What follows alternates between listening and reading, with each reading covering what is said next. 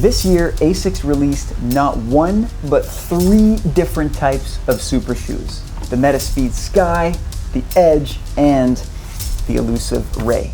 Now, I've struggled to tell the difference between the first 2 types, the Sky and the Edge, and I've wondered for a long time, how do they differ from the Ray? And so finally, we've put those 3 pairs of shoes to the test.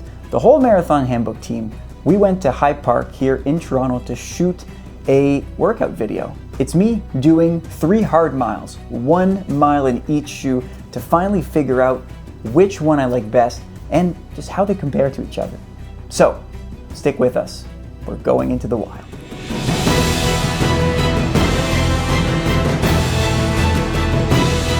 Okay, I gotta chill out here. These shoes feel so good. Bunch of dogs barking.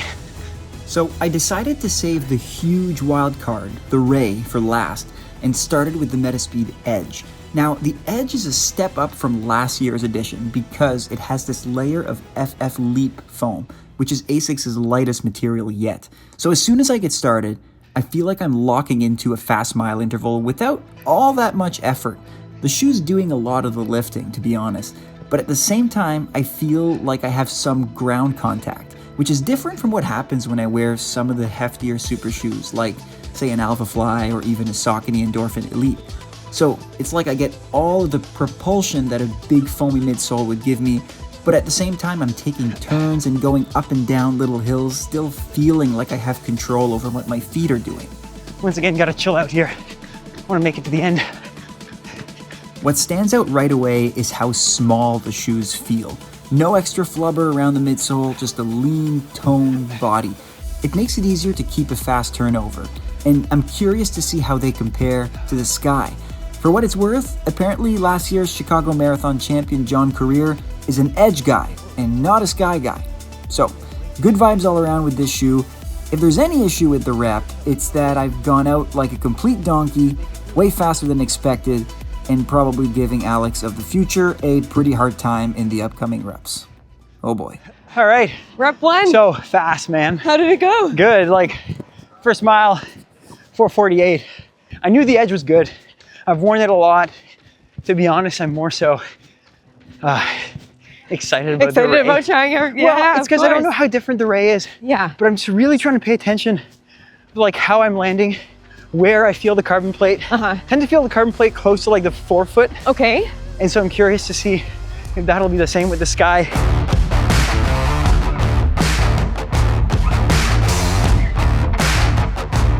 Okay, rep number 2. Now, here was the most exciting part of this workout for me, other than reviewing the Ray for the first time. I've reviewed the Sky and the Edge separately and still struggled to tell them apart, so I hoped that wearing them for 2 hard reps in quick succession would make their differences a little bit more obvious. So remember, the big difference between the Sky and the Edge is that the 2 midsole foams are flipped. That new fancy Leap foam is on the bottom of the midsole with the Sky.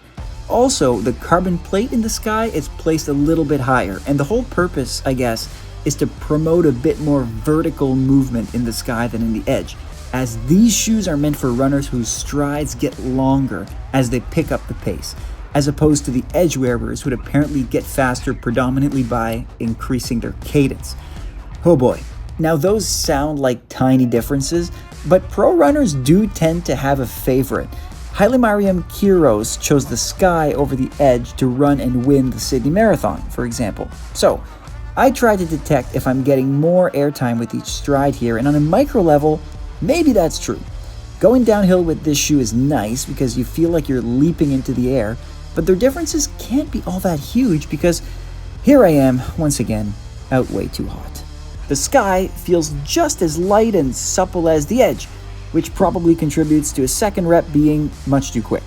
It's in the last minute of the rep where I'm starting to notice what makes good super shoes so good. When my breathing gets hard and my legs want to give out, the shoes are there to coax my legs into springing forward a bit more efficiently.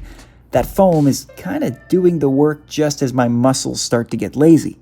So this is not good evidence for the speed. The Sky and the Edge are different because the splits are the same. It's like a 4:48.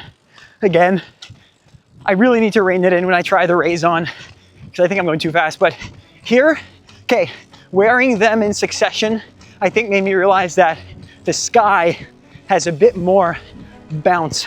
Like I am a bit higher in the air when I'm bouncing off the ground, as opposed to a more rhythmic, fast, quick moving forward.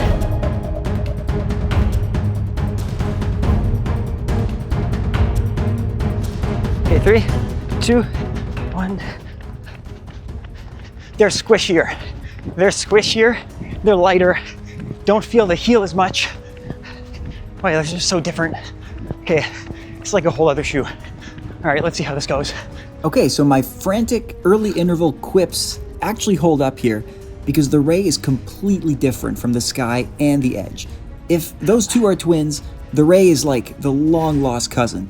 It's the lightest super shoe I've ever worn, and the upper is so thin that I pretty much feel the wind ripping right through it. Landing on the Ray feels totally different. Here, the carbon plate is smaller and the whole midsole is made of this new FF Leap foam. That creates a pro and a con. The pro, it makes the Ray the lightest shoe of the three, but the con is that without the more conservative foam layer and the full carbon plate, the Ray loses a bit of its propulsive muscle. I'm running on a bit more of a marshmallow and feel that my toes are sliding off a cliff every time I land instead of bouncing right back upwards. So here's the difference. We learned that the Ray was designed with elite athletes in mind. So for men, that's 2:15, so 1:5 marathoners and faster, meaning that it's not made with many form-correcting guardrails, just a slab of race-ready foam made to support an already near-perfect stride. Now, I have not run a 2:15 marathon, but did run a 65-minute half marathon, which is kind of in the same area code, so the shoe kind of works for me. But near the end of the interval, I already feel that it's not propping me forward and upwards as much as did the Sky and the Edge. I ultimately want to love the Ray more than I do, but I sense that the other two, especially the Edge, meet me where I am, whereas the Ray may be the favorite of runners who are even faster than I am.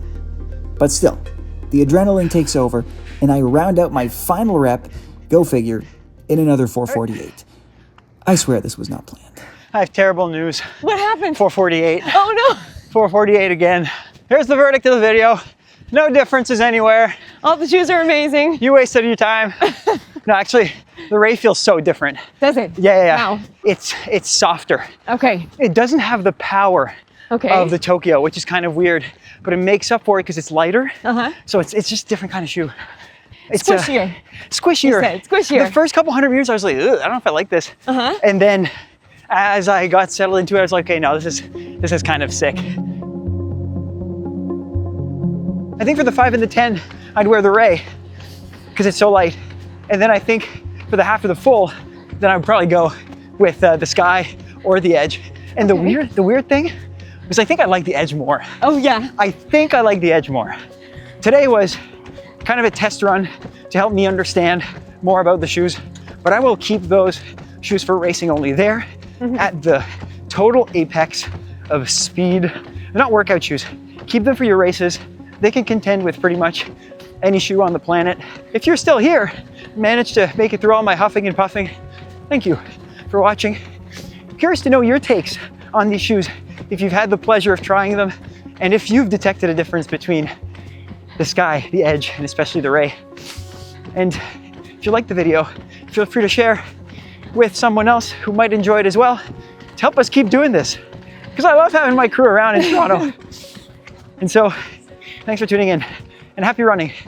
And until next time.